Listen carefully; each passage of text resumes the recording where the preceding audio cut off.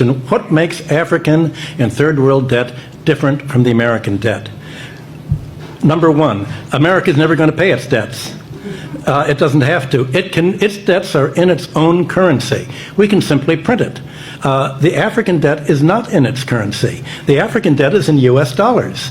Africa has to earn the US dollars, and the only way it can earn the US dollars is not to be assassinated for growing its own food and becoming independent and doing something that the United States does not like. The principle underlying the foundation of the World Bank, the International Bank for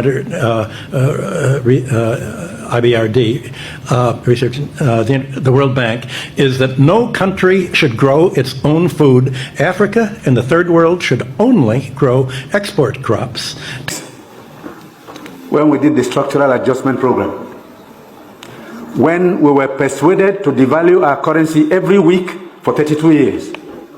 When I went to school, and many of you are here, the Naira was $1.50. The Naira was almost £1 sterling. They came here, persuaded some brilliant men from Harvard and the World Bank that weekly devaluation was wonderful. 32 years of devaluing your currency until we hit 527. And they were still telling us that the Naira was still overvalued. That brought poverty, misery upon us. Then interest rates went to 30%. So nobody could build a factory, start a farm, produce anything, or create jobs. Because every time you bring in a shipload of rice, you also bring in a shipload of unemployment. Because you are transferring your wealth to sustain other economies. Somehow, Nigerians didn't notice it. So we became a nation of importers. Toothpicks. Each year it cost us $18 million. Importing toothpicks. Tomato paste, $400 million. IMF, World Bank, all other institutions, they make African countries jump through hoops. Loans will never be able to pay. The US, when they borrow money, they're getting it in 1.5, 1.9 interest rate. Africans, when they get the same amount of money, they're paying 9, 10%. The people who don't need a break, they get a break. The ones who need a break, they don't get a break. The sheer survival of the World Bank, IMF, is based on the fact that African countries and many other developing countries do not succeed. Their success is based on our failure. That has to change. And guess who can make that change? We, the children of Africa. The world is watching as Africa faces yet another warning from the International Monetary Fund. But this time, the message feels all too familiar. A warning that sounds like advice, yet smells of manipulation. The IMF has just raised alarm over Sub-Saharan African governments borrowing heavily from their own domestic banks, claiming it could destabilize their financial systems. But one must ask, is this really concern or another subtle move in the IMF's long history of keeping African economies under its control? Welcome to AfriPlus News Channel. If you're new here, make sure you like, share, and subscribe for more critical and eye-opening analyses that expose the truths global institutions don't want you to know. When the IMF warns that about half of total public debt is owed to domestic banks, it paints a picture of economic danger. But who created this danger in the first place? For decades, African countries were encouraged by these same institutions to borrow externally. Now that global lenders have closed their doors and interest rates have become unbearable, African nations are turning inward, depending on local financial systems for survival. Why is it that whenever Africa seeks internal solutions, external powers begin to panic? Could it be that self-sufficiency in Africa threatens the very control these institutions have long enjoyed? The IMF claims that domestic borrowing could endanger local banks if governments struggle to repay. IMF and World Bank are economic enslavers.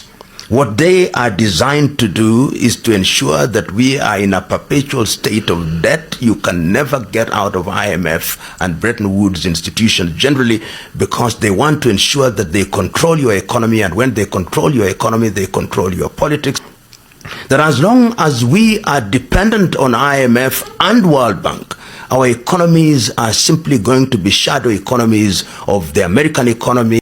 The International Monetary Fund, IMF, faces accusations of imposing difficult conditions on developing countries, most of them in Africa, in exchange for loans. Those conditions are said to have far-reaching consequences on the borrower countries, including interference with internal governance, sinking nations deeper into debt, and creating a larger pool of poor people. Kenneth Rogoff, an American professor who worked as IMF's chief economist, says the lender gives loans to countries with exploding debt to GDP ratios. Simply put, the IMF extends loans to countries already struggling with existing debts. Rogoff gave the example of Ghana, which was already in debt distress in 2021, but the IMF gave it a loan of $1 billion for post-COVID-19 recovery. The IMF, in its assessment report of Ghana in July 2021, said, while noting that risks to Ghana's capacity to repay have increased, IMF's executive directors concurred that they are still manageable. In May 2023, the IMF added Ghana a $3 billion loan despite describing the country's debt as unsustainable. The funding was extended after Ghana defaulted on $30 billion loans in December 2022. But even as the IMF faces accusations of sinking debt-distressed countries, questions about its tough loan conditions continue to be posed. In June 2023, Tunisia's President Kais Saied rejected IMF's conditions for a $2 billion bailout. The IMF had asked Tunisia to restructure over 100 state-owned companies and remove subsidies on food and fuel. In June 2023, the president said IMF's conditions were like putting a matchstick on explosives. In Kenya, the IMF had in July 2022 asked the East African nation to remove maize and fuel subsidies introduced by the then president Uhuru Kenyatta.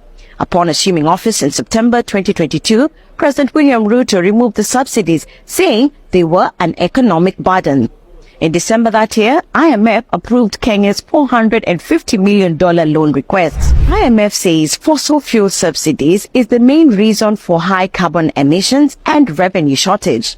In its May 2019 report, the lender said if there were no fuel subsidies, global carbon emissions would have been 28% lower and tax revenues higher by 3.8% globally. The IMF says its preconditions, including calls for more taxes, are aimed at removing structural problems that may hamper economic stability. On average, there are about 25 conditions before an IMF loan gets approved.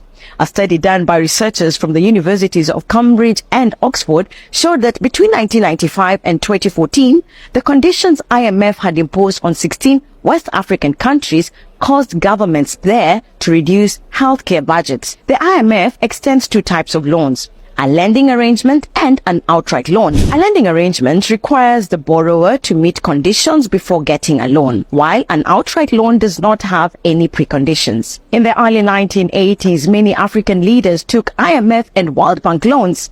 Conditions including cuts on social spending were set. A World Bank report subsequently showed the number of people living below $1 a day in Sub-Saharan Africa doubled from 164 million to 316 million between 1981 and 2001.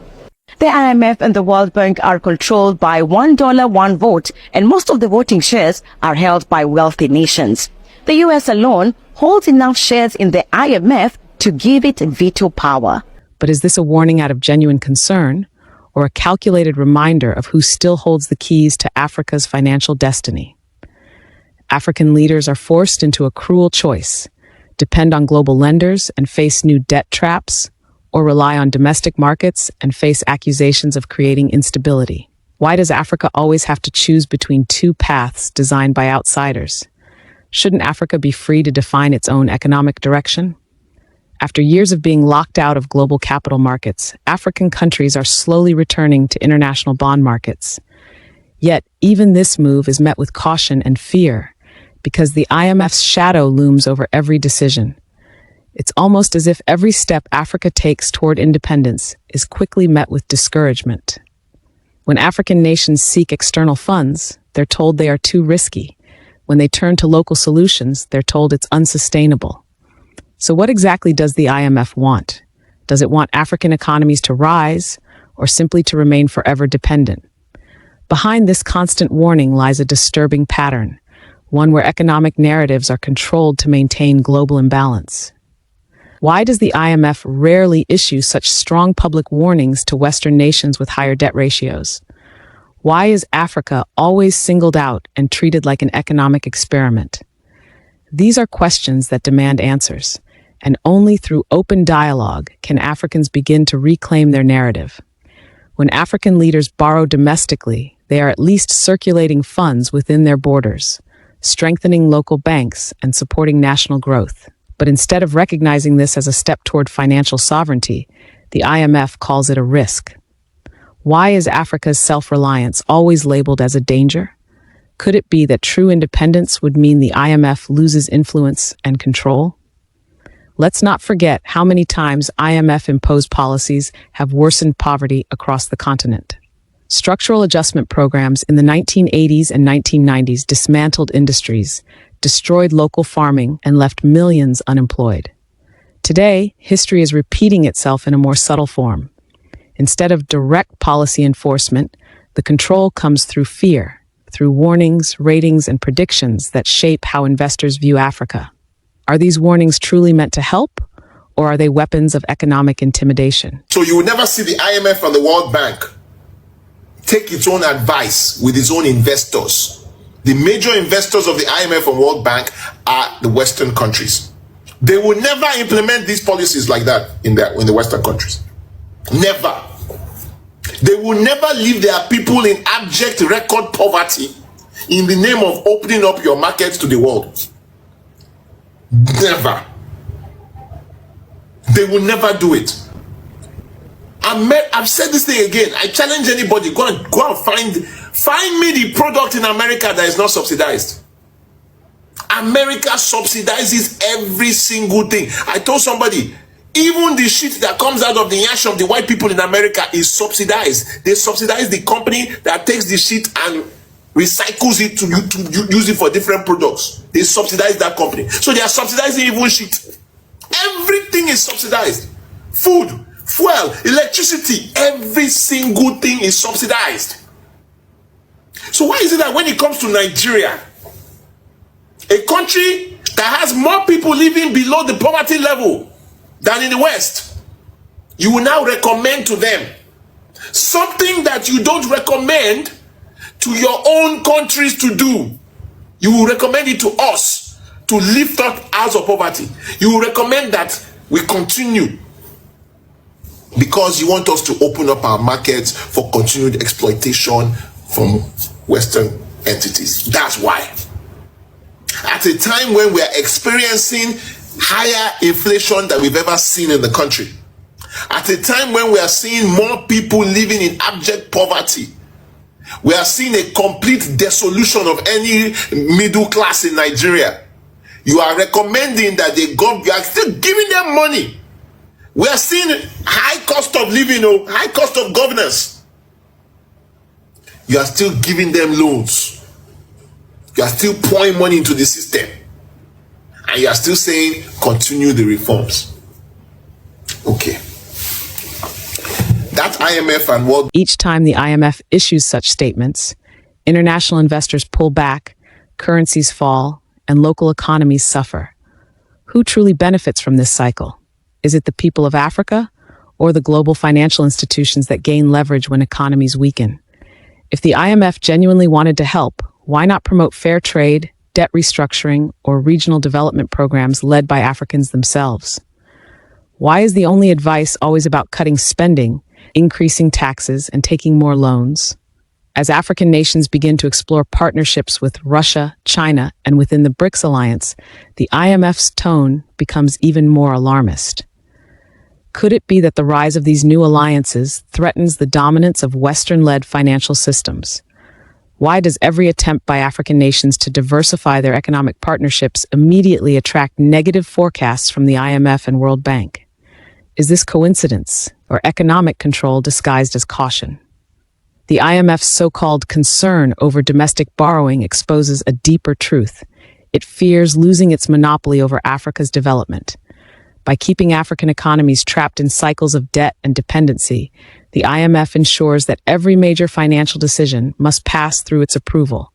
But how long will Africans continue to allow foreign institutions to decide their destiny? Shouldn't it be Africans deciding what's best for Africa? In truth, Africa's greatest risk is not borrowing from domestic banks. It's believing that it cannot survive without global permission. The continent is rich in minerals, human capital, and innovation. Yet for too long, Africa has been told it needs help to rise. Perhaps it is time to reject that notion and build a new economic framework based on self-reliance and regional cooperation. Will the IMF ever allow that to happen, or will it continue to warn, threaten, and manipulate in the name of advice? This conversation is not just about economics.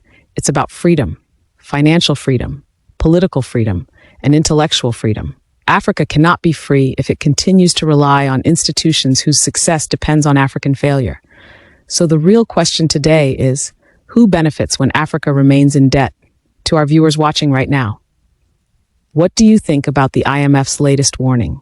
Do you believe it's genuine concern for Africa's future or another form of economic control? Drop your thoughts respectfully in the comment section, because your opinions matter. Let's build this conversation together, intelligently and constructively. If you found this analysis enlightening, make sure to like, share, and subscribe to AfriPlus News Channel. Join our channel membership to support independent African journalism, and consider giving us a super thanks to help us continue producing analytical content that exposes the realities of global power dynamics affecting Africa. Disclaimer: this analysis is based on verified public information and independent research. It is presented solely for educational and journalistic purposes, in line with YouTube's community guidelines. AfriPlus News Channel does not promote hate speech, disinformation, or incitement against any individual, government, or organization. All opinions expressed are analytical interpretations intended to foster constructive discussion and critical awareness.